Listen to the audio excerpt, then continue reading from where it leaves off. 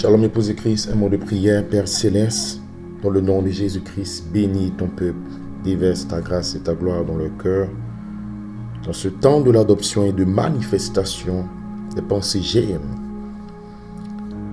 dans l'épouse Oméga, Père, puisses-tu remplir chaque sémence élue prédestinée, Père.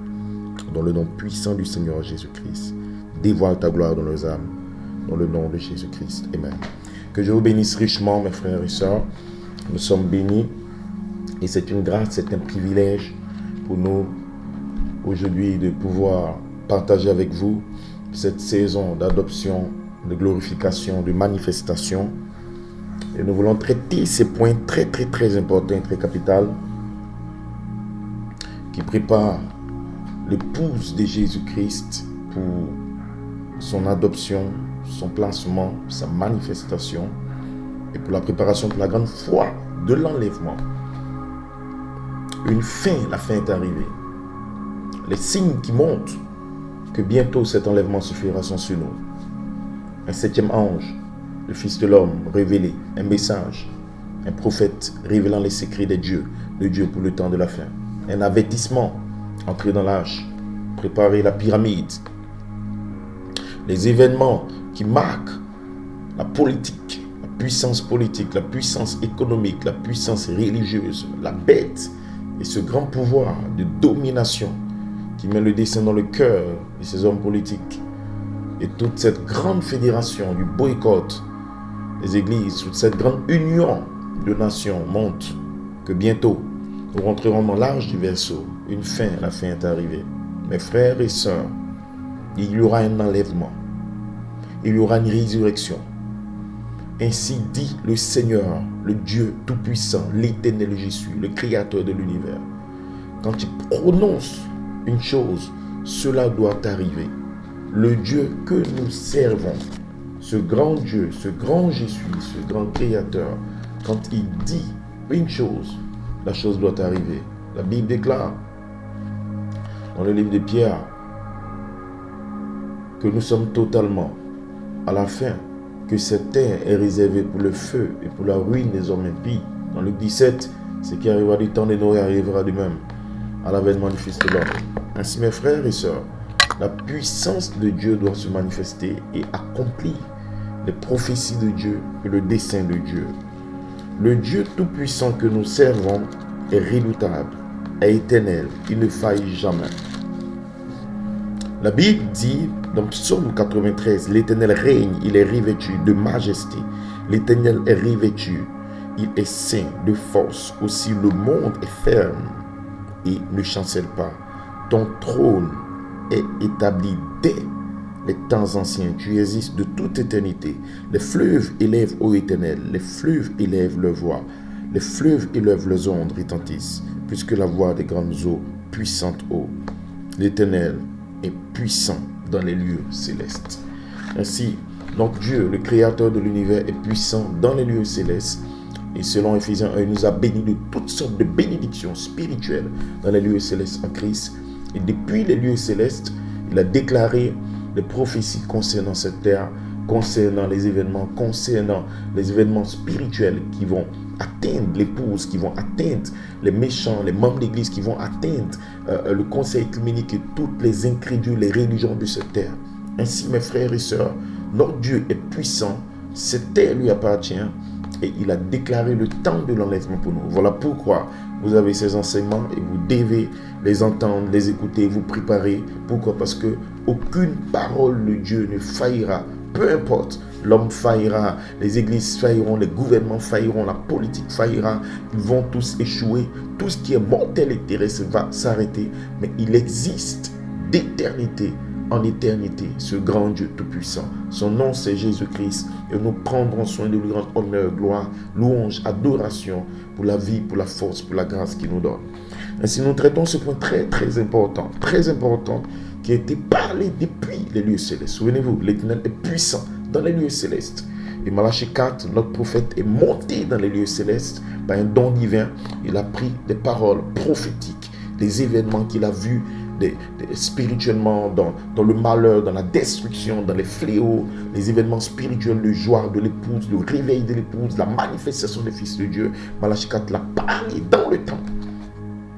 Ainsi, le règne depuis les lieux célestes doit s'établir sur la terre. Et voilà pourquoi nous voulons parler de votre germe, de la tribu, de votre nom, sur ta tribu germe qui sort depuis les lieux célestes, la vie spirituelle de Dieu. Ainsi, nous traitons ces points sur la manifestation de la tribu depuis la section éternelle.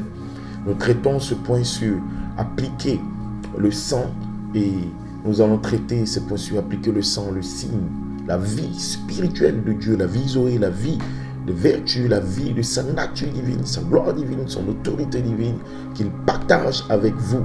Il partage avec vous parce qu'il vous a aimé le premier. Il vous a choisi, il vous a appelé. Et le même Dieu qui vous a élu, qui vous a choisi, qui vous a appelé, la Bible dit, ce qu'il a connu d'avance, il les a déjà purifiés, sanctifiés, justifiés. Maintenant même, vous êtes déjà rendus parfaits par le sang parfait, de sa parole parfaite qui met en vous. Tout ce que Dieu veut, c'est que vous ouvriez votre cœur pour dire, Seigneur, j'accepte par la foi. Je reçois par la foi, je m'identifie par la foi, je prie par la foi, je marche par la foi, j'avance par la foi, je peux être adopté par la foi, je peux être scellé par la foi. C'est ce que Dieu attend de son épouse. Nous n'avons rien à fabriquer. Les 7 tonnerres, Jésus-Christ, Elohim lui-même est descendu. Il a déversé la plénitude du sang et de la parole pour vous. Et vous êtes le peuple le plus béni, le plus heureux, le plus merveilleux de recevoir toutes ces promesses gratuitement. Et Dieu veut que son peuple soit dans la joie. Elohim aime son peuple. Il veut nous voir dans la paix, dans la joie, dans la gaieté, parce qu'il nous a donné. Je vous enverrai, Élie le prophète. Qu'est-ce qu'il fera? Il ramènera vos cœurs. Qui va le faire? Est-ce que ce n'est pas lui, pas sa forcément? Moi, Elohim, je descendrai. Je vous donnerai un cœur nouveau. Je vous donnerai un esprit nouveau. Je vous donne un bon pays. C'est mon pays. Prenez-le.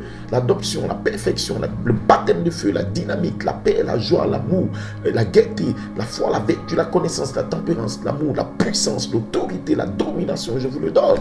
C'est un bon pays. Prenez-le. Voilà pourquoi toute personne sur la planète Terre qui reçoit ce message, intérieurement, sincèrement, honnêtement, est l'homme le plus heureux. C'est merveilleux. Tout a été créé par lui et pour lui. Il contrôle toutes choses. L'Éternel est puissant depuis les lieux célestes. Il est la puissance la plus élevée. Ne pensez pas que ce que vous voyez sur la terre, ça ne représente rien. Dans la galaxie, dans l'univers, il y a des milliards et des milliards de planètes. Il y a des milliards et des milliards d'années-lumière et d'existence. Il y a des milliards de soleils, de galaxies. La science et la NASA ne peuvent pas déterminer autant de galaxies, de planètes, de sphères, d'astéroïdes et toutes ces sphères et ces étoiles, ils ne peuvent pas le compter. Au milieu de tout cela est assis notre Seigneur Jésus-Christ. Il est Dieu, il est grand, il est puissant et nous l'aimons, nous célébrons sa gloire. Ainsi mes frères et sœurs, ce point très important, c'est l'attribut. Que votre foi se lève, que votre cœur se lève. Et nous voulons traiter ce point très important sur la promesse de Dieu pour nous d'appliquer le sang, d'appliquer sa vie, d'appliquer sa nature, d'appliquer sa grâce et sa paix et son règne. Pourquoi? Parce que ce Dieu tout-puissant, redoutable, il a dit, il a déclaré pour ce monde certaines prophéties qui vont s'accomplir. Mais Dieu envoie ses serviteurs depuis les lieux célestes. Il envoie son Saint-Esprit pour avertir ses enfants. Pourquoi? Parce que vous devez vous préparer. Comment vous préparer? Les 7 tonnerres montrent comment se préparer pour la grande fois de l'enlèvement. Il y a une préparation qui vient. Préparer à quoi? À voyager, préparer à quitter ce monde, préparer à aller dans la gloire. Et voilà l'essence et le but de ce message. Pas de bataille stupide, pas d'animosité, pas des choses qui vont d'ici et là et tout. Non. Quelle est la vision? Dieu travaille dans un but. La Bible dit dans Proverbe 16, à partir du verset 5, tout ce que l'Éternel fait, il le fait dans un but. Amen. Il apporte nous dans Philippiens, je cours vers le but. Dieu ne travaille pas sans vision. Amen. Par manque de vision, le peuple est sans frein. Manque de révélation. Dieu a une vision. Dieu a un but. Dieu travaille. Et Dieu est en train présentement de construire son épouse, de construire des fils et des filles de Dieu qu'il amènera à la perfection, à l'état d'homme fait, à l'état d'homme mûr. Pourquoi? Parce qu'il doit avoir la grande foi, la grande puissance qui va changer les corps et nous allons décoller. Ainsi, comment cela vient? Nous allons lire ensemble Zacharie 3.8. Dans Zacharie 3.8, la Bible dit: écoute donc, Josué, souverain sacrificateur, toi et tes compagnons qui sont assis devant toi, car ce sont des hommes qui serviront de signe. Voici, je ferai venir mon serviteur le germe, mon serviteur le J'aime. Et tu lui diras ainsi par l'Éternel des armées, voici un homme dont le nom est Germe, Germera, dont le nom est Germe, Germera, dans son lieu, et bâtira le temple de l'Éternel. Donc cet homme dont le nom est Germe va germer dans son lieu, et il aura le pouvoir et la capacité de bâtir, de construire le temple de l'Éternel. Ainsi, numéro 1, nous voulons savoir ce que signifie en réalité le germe. Le germe, qu'est-ce que ça signifie? Ainsi, selon les explications du dictionnaire, le germe, c'est la forme initiale à partir de laquelle se développent les êtres vivants. Tout être vivant se développe à partir de ce qu'on appelle un germe, une forme initiale, invisible à l'œil nu, mais à l'intérieur détenu le potentiel du devenir, tout ce que l'être sera. Vous prenez des lions, ils ont un germe. Vous prenez des aigles, ils ont un germe. Vous prenez l'homme, l'homme a un germe qui est minuscule comme une cellule qu'on ne peut pas voir à l'œil nu. Dans cette cellule est détenu tout ce que l'homme sera. Sa stature, son image, sa taille, ses yeux, tout ce qui va être comme être vivant dans le futur. Donc potentiellement, quand vous avez le germe, vous avez l'être vivant, mais qui n'est pas encore développé. Et si cela prend un processus, un développement pour sortir et faire apparaître un être. Numéro 2, c'est un élément microscopique qui, en ce développement, produit un organisme ou un œuf. C'est encore une petite masse vivante peu organisée, mais appelée à croître et à se différencier pour donner un être ou un organe. Ainsi, mes frères et sœurs, c'est la définition du germe. Donc, un organe, un élément, une masse microscopique qui est appelée à croître et à se développer. Donc, il y a un développement et c'est par le développement que vous avez la manifestation en réalité de qui est ce germe. En tant que germe, on ne peut pas savoir, c'est encore minuscule, c'est encore microscopique. Mais il y a une vie dans ce germe. Et ce germe est produit par une vie. Nous bénissons le nom du Seigneur, que dans cet âge, nous avons reçu un grand prophète. Et parce que c'est biblique, la Bible parle du germe. Donc, la grâce de Dieu nous a permis, au travers de Malachie 4, notre prophète, de comprendre spécialement ce que représente ce germe et qu'est-ce que c'est réellement. Qu'est-ce que c'est réellement. Ainsi, dans la démonologie, domaine physique, Malachie 4 nous dit, vous avez été formés cellule sur cellule, cellule sur cellule, et si on décomposait cela ici sur l'estrade, votre corps, cellule, c'est la première cellule qui s'occupe. Vous avez été formés cellule sur cellule. Amen. Il nous dit encore, maintenant, j'en arrive à un germe. Eh bien, je vais disséquer cette petite cellule-là. Maintenant, vous êtes, où est votre vie? Et la vie forme une petite cellule qui est un germe. Ensuite, tout cela sa nature. Et les cellules se développent cellule sur cellule, cellule sur cellule, pour aboutir à ce que vous êtes, un être humain. Que le nom du Seigneur soit béni. Mes frères et sœurs, c'est un grand mystère, c'est un très très grand mystère. Et vous pourrez comprendre par ce mystère comment votre vie originelle va se développer en vous. Comment vous allez développer la parole. Donc Dieu tient sa parole, Malachie 4, vous devez développer la parole de Dieu. Elle doit se développer en vous. Pourquoi? Parce que la parole de Dieu vient sous la forme d'un germe. C'est une vie invisible. Ainsi, en Elohim, il y avait le germe. Il y avait le germe même d'Elohim. Le germe qui détient la nature de ses qualités, de ses caractéristiques. Gloire soit rendue à Dieu, qu'il est le serviteur, le germe. Qu'est-ce que le germe va faire? Le germe doit germer. En d'autres termes, se développer. En d'autres termes, se produire. Et ce germe a été ramené vers nous en ce temps de la fin par Malachie 4. Jésus-Christ était le germe de vie. Il a appelé l'admirable, conseiller, Dieu puissant, Père éternel, l'alpha et l'oméga. Mais en réalité, il est le germe qui est sorti depuis la cellule de sang. Ce Jésus est descendu. Et qu'est-ce qu'il a fait? Il s'est développé. Et cela produit un corps. Tu n'as voulu ni sacrifice ni offrande. Tu m'as formé quoi?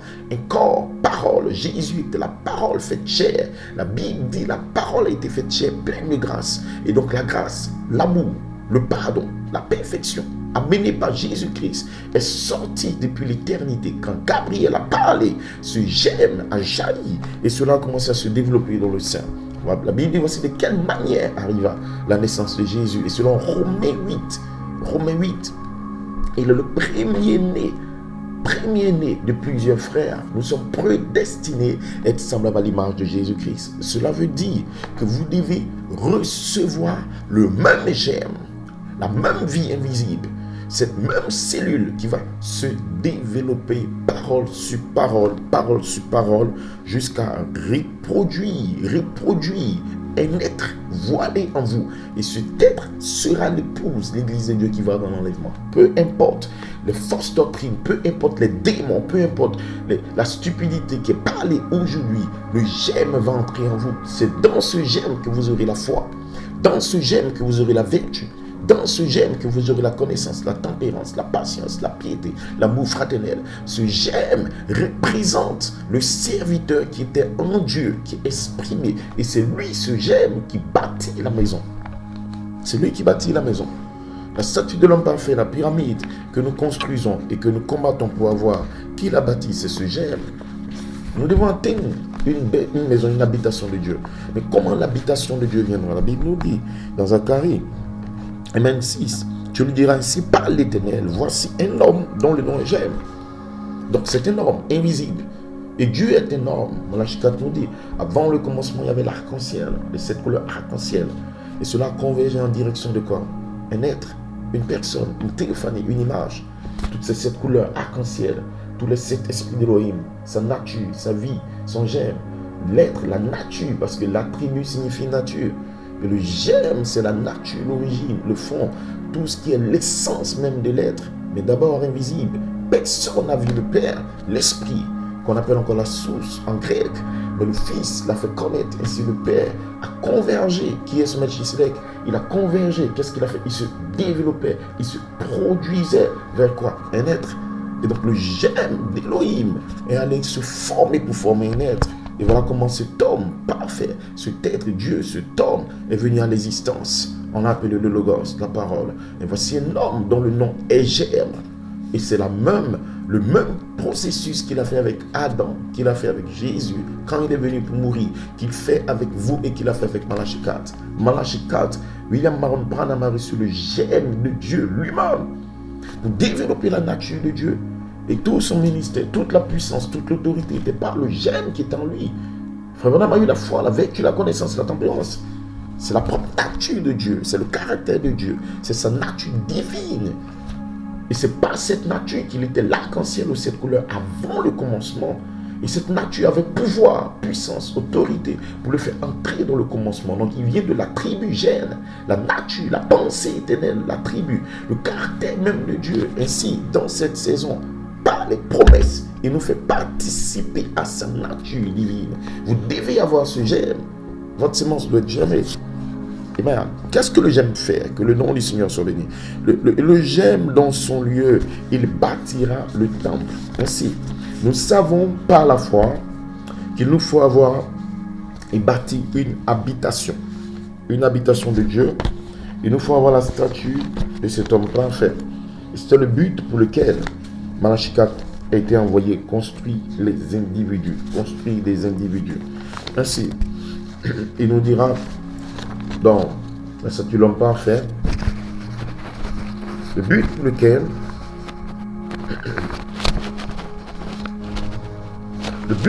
le message vient à vous. Et qu'est-ce que vous devez rechercher dans ce message? Qu'est-ce que Dieu essaie de faire? C'est de construire ces hommes et qu'ils deviennent une habitation de Dieu en esprit. Ainsi Malachie 4 nous dit,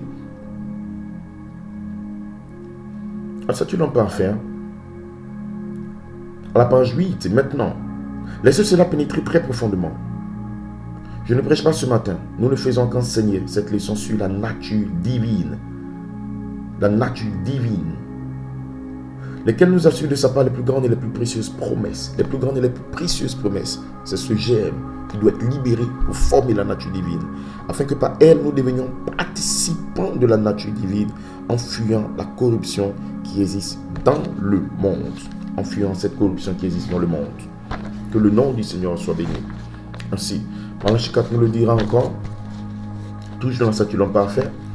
Dieu, à la page 14, Dieu habite dans la statue d'un homme se reflétant dans ce être. Dieu n'habite pas dans ce corps, comme vous voyez, ce corps de chair. Dieu n'habite pas dans ton esprit. L'esprit, c'est le lieu de guerre et de bataille.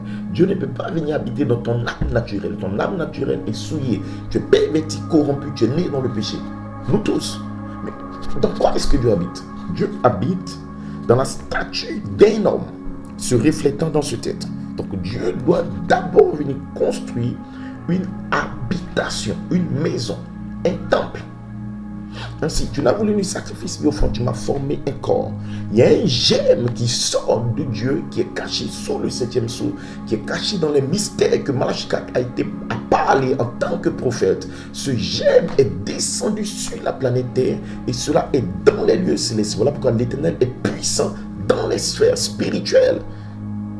Qu'est-ce que le ministère fait? Le ministère, c'est de se connecter à ce germe parole qui vient du commencement de la théophanie et le parler. Quand ce germe est parlé à l'intérieur de vous, cela commence à produire la vie de Dieu. Cela commence à se développer. Et il y a un être nouveau, il y a une nouvelle création, il y a une nouvelle vie, il y a une nouvelle foi. C'est cet être. Quand il est achevé, et l'église de Dieu qui va dans l'enlèvement. Ce n'est pas quelqu'un qui a des brochures justes. Non, il doit avoir le GM. Sinon, il ne peut pas avoir cet être. Il ne peut pas avoir d'enlèvement. Le corps immortel, ce corps formé, ce corps temple, ce corps habitation va réclamer et le corps glorifié, le corps immortel va se matérialiser autour de ce être qui vient du GM et qui s'est développé à l'intérieur de votre être. Voilà la préparation pour l'enlèvement. Voilà la foi pour l'enlèvement. Voilà le but du message. En dehors de cela, c'est juste du cafouillage. Le diable essaie de séduire, distraire les gens. Non, il faut un germe en vous. Vous devez l'avoir. Si votre nom est dans le livre, vous devez l'avoir. Cela prend un germe pour parvenir à la nature divine. Ainsi que le Dieu Tout-Puissant dans cette saison vous bénisse et vous remplisse en saison comme vous approchez cette saison où ce germe de vie est exprimé, le serviteur sur le 7e sceau, relâché par cet ange, le Seigneur lui-même, c'est qui est le Fils de l'homme, revient là et commence à se former ce corps parole. En dehors de cela, il n'y a pas d'enlèvement. C'est ce que Dieu apporte à cette épouse dans cette saison. Ainsi, shalom, que Elohim vous bénisse richement. God bless you.